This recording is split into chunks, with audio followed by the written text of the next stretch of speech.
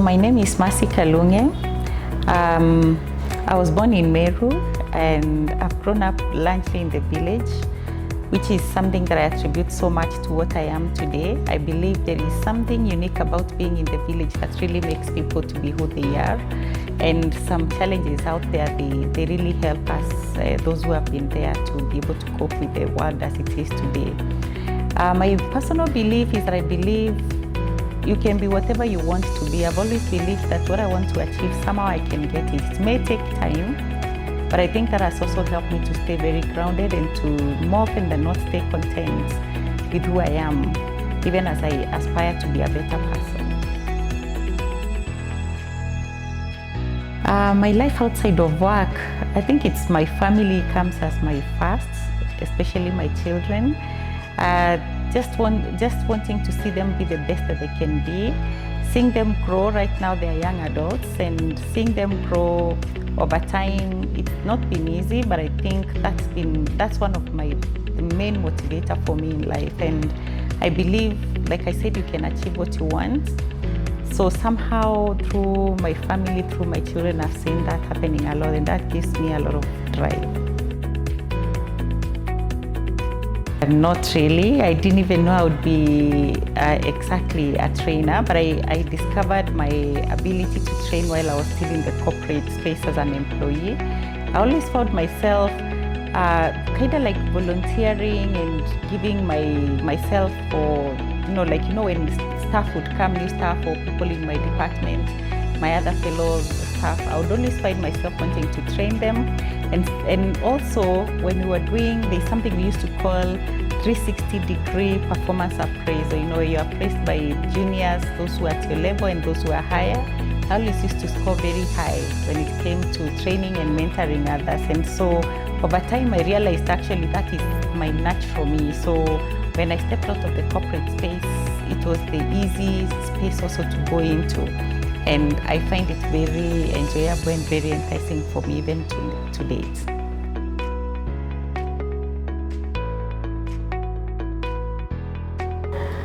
Maybe I didn't know it was emotional intelligence to start with, but there is something about being able to regulate one's emotions. When we were growing up, it's something that we always used to be told to learn how to regulate ourselves. And so within the corporate space, once I got to understand what emotional intelligence is all about, then I realized somehow this is something that is started not just now, but much earlier as I was growing as a child within my family. But I've now been able to understand it better because now I know what exactly emotional intelligence means and how it is applied in life. So today I can say now it is in a more I'm able to do it better than where we just used to be told, just control your emotions and all that. So now I'm able to understand not just myself, but also being able to understand others.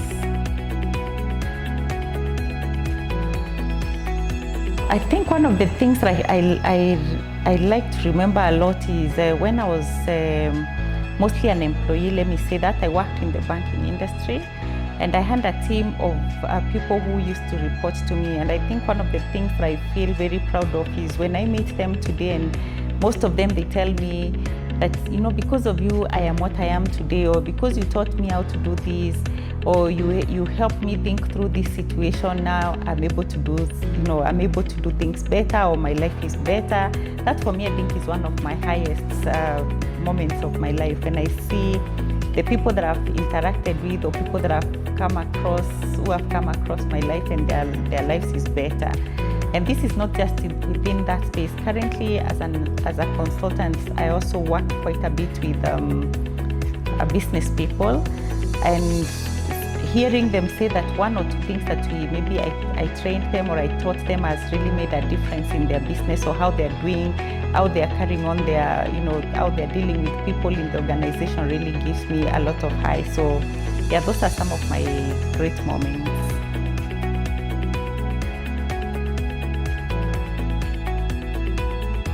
Maybe one that I can easily place my fingers on. There is one time I trained a group of leaders, and we went into self-awareness, and we did a number of tests, which after helping them now look at them holistically, what it meant, She was like, you mean actually this is what I am? And she realized that because of who she was and how she reacts to issues, partly she actually said herself, she feels like she's a problem in her own organization, in the sense that how she deals with people, how she deals with the staff she works with. She felt that out of the training and exercises we did, she needed to improve on who she is and how she's supposed to be dealing with the people that she works with. And so that was, for me, I think, a great thing to see. Thereafter, herself also being now more self-aware and taking time to just, understand who she is and how she can deal with other people. We had a discussion or a follow-up afterwards, and there are a lot of things which changed, including, like she had said, the employees never used to come to her directly. They wouldn't even tell her things. And now they're able to tell her things that are happening in the organization, how they can see things differently, different perspective of doing work. And I think for me, that's really a big win for such a leader.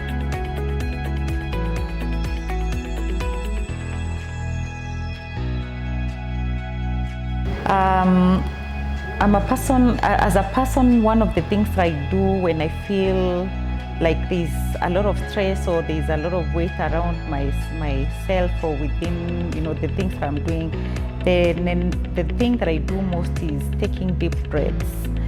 I believe in that a lot because one, I know it is a thing that works. When we were children and dealing with children, like when they do something that's, like when they are a bit stressed out, we tell them like breathe in and breathe out, and really that helps a lot. So even for me, one of the things I do on a daily basis is just to take time, just like a few minutes, just to breathe it in and out. And it helps me a lot because you see, breathing in brings in good air that is able to cleanse and take care of the bad energies that are within the system. So the breaths for me is the thing that works for me most.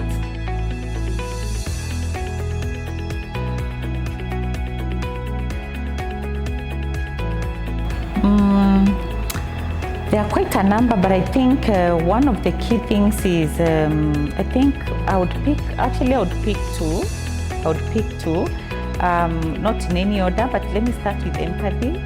I think I see a lot of leaders are not able to put themselves in another person's shoes or trying to be able to understand where the other person is coming from.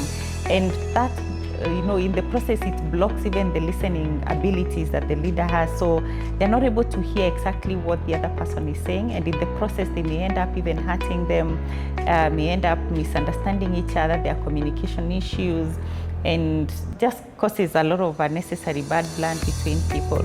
And the other one, like I mentioned, is self-awareness. Most leaders have not taken time to understand exactly who they are. So if you find somebody, maybe it's an organization, maybe they've grown through the ranks and now they are in leadership, or they're doing even their own business, especially those who are in their own business, they don't see themselves exactly as leaders. So they don't even take time to understand who they are. And in the process now they lead without self-awareness and self-knowledge of who they are. And that brings a lot of conflict and a lot of friction between people, between employees, leadership and subordinates. That can really be one of the things that hurts leadership a lot.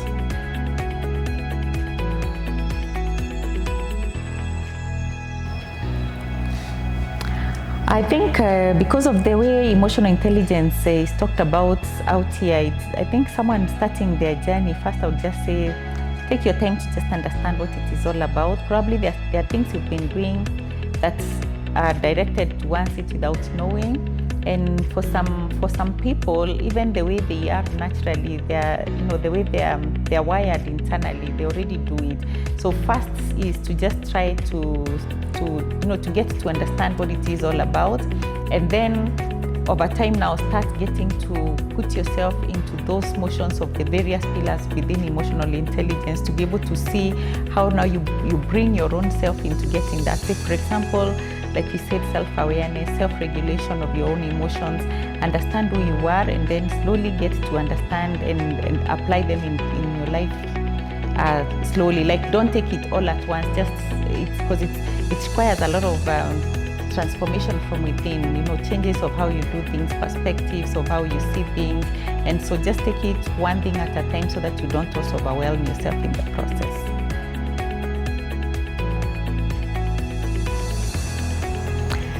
The year 2026, I am excited about the year as it started. The thing that I really am excited about is to see how I'm going to impact the people that I come across, or people whom I directly or indirectly deal with, especially within my training, consultancy, and working with people in organizations. So my greatest desire is to see a change. And more specifically, I'm very aligned to the young generation in the workplace. So I'm looking forward to working more with the young people, helping them to stay grounded, and so much more to get accustomed to the work world, and so that they can be productive and be the best that they can be.